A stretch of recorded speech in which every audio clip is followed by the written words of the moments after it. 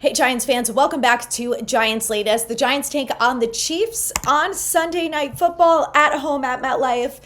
And my God, I hope that we can walk out of that stadium with a win. But first, let's talk about Andrew Thomas because I'm afraid to say it, but I think the optimism is there for Thomas playing on Sunday. And one of the biggest reasons why I think that is when Dable spoke to the media on Thursday before practice. He said that Andrew Thomas was feeling good after taking a lot of reps on Wednesday. And that's one of the biggest things that they focus on is from one day of practice to the next, when they increase the reps, how can he handle it? And he was back at practice on Thursday, right back out on the field. It's not padded practice, but he's still getting a lot of reps out there. And Dable is optimistic about him playing Sunday. And he also said that because Andrew Thomas has been playing a lot of football and has a long, obviously successful career, that they do not need him to practice in a padded practice before they're willing to play him on Sunday. So I thought that was really interesting because that seemed to be the consensus throughout the summer and into the preseason, that you have to be ready to go for that Wednesday padded practice or else there's a very slim chance you're playing on Sunday.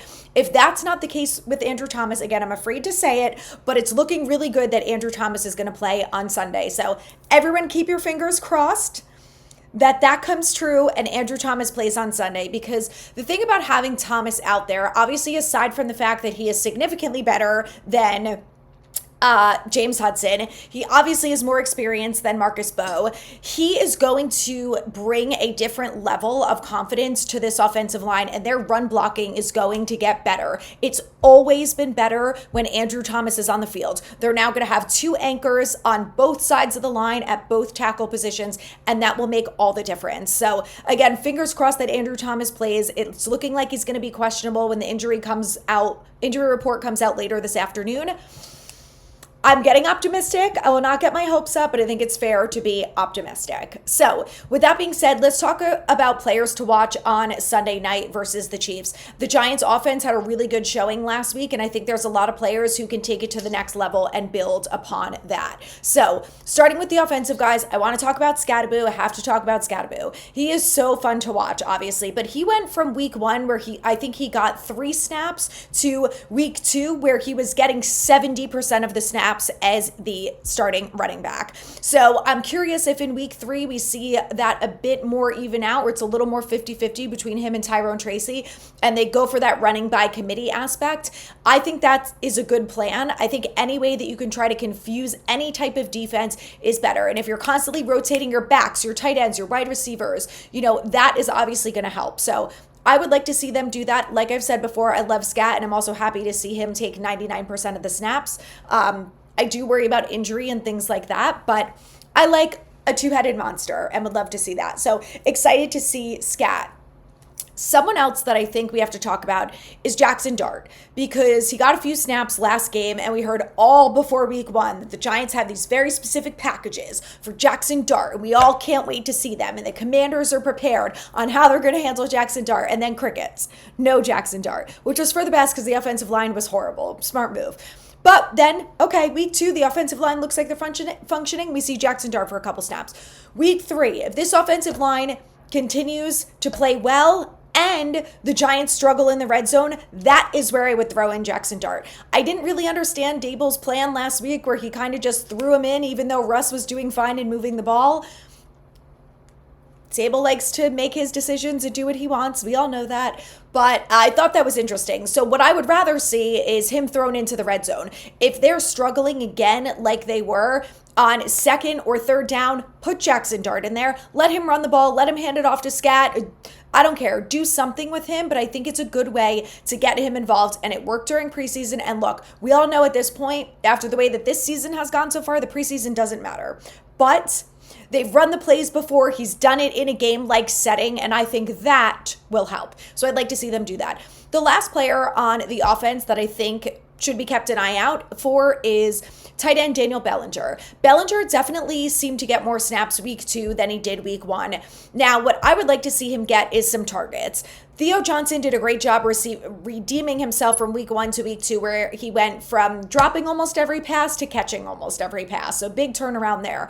But Daniel Bellinger is a very reliable pass catcher. He is a big bodied tight end, and he is going to be a big target, should be a big target for Russell Wilson. And, we've seen them utilize Theo in the red zone and in seams and all throughout the offense so far. But I want to see Daniel Bellinger get back involved. He was reliable in his first couple years with the Giants. He dealt with some freakish injuries. But outside of that, he's been a good football player. And I really think that the Giants should start to utilize him a little bit more. Again, especially if the offensive line is functioning well and you don't need to use Chris Manhertz as that blocking piece. Now, Bellinger is perfectly capable of blocking, but he's a better pass catcher, so I think that's where they should be using him. Let's move along to the defense. I'm not going to say Brian Burns and Abdul Carter. I honestly, at this rate, could say them every week, but I'm not going to, because while they deserve a lot of hype, there's 2 players that I want to talk about that very desperately deserve the hype. And the first one is Kayvon Thibodeaux. He is having one of his best seasons so far. And just because, he doesn't have 3 sacks yet like Brian Burns does, he is still recording impressive numbers for his game and for this Giants defense. He's got, I think, 10 pressures in 2 games. He has 1 sack.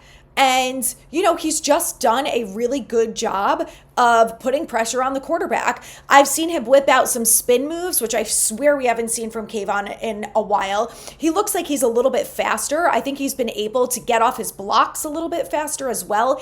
And his tackling, no doubt, has improved. It's been very obvious over the last couple of years when Kayvon misses a tackle, and we have not seen that yet so far from him. He has not been detrimental to this run game at all, and he's also had a couple tackles for loss. So I think Kayvon's having a great season so far. I think he deserves some hype, and I'm excited to see him again on Sunday night versus the Chiefs, because I think he's going to be able to make some plays. Lastly, I want to talk about cornerback Cordell Flott, who I also think is not getting the credit that he deserves. Cordell Flott is in his 4th year with the Giants. And, obviously he wasn't drafted as high as Tay Banks, so Tay Banks got all the hype, had a great first year and things like that. But the fact that Cordell Flott has kind of come out of nowhere. Like, he's been forced to be a starter on this team for a little bit, and he has not looked great. This year is the best football that I am seeing from him. He's making plays on the ball. He almost caught an interception. He's getting pass deflections, and he's doing it when it matters during big plays and on 3rd down. I believe I also saw him make a tackle for loss. He's much better in coverage. He can keep up with the wide receiver more. I think just overall his game has significantly been elevated, and I'm really happy because he was one of the players that I was worried about going into this season, knowing that they were rotating between him and Banks, that Banks wasn't doing enough to beat out Cordell Flott, and now we're seeing why, right? That when Cordell Flott is on the field, he makes plays, and you can't always say that about Tay Banks. So I think Flott has earned that spot. He's done a damn good job, and I want to see him keep it up on Sunday, because it's not going to be easy against Xavier Worthy and Hollywood Brown. And I think Juju is still their other wide receiver. So, they have playmakers on that team, and it's going to be a good test for these guys, especially the guys in the secondary. But I think Cordell Flott has proved that he is capable of making plays, and he deserves that starting spot. So keep your eyes peeled on number 28. Let me know who you guys are excited to watch on Sunday, and go Giants! Let's beat the damn Chiefs!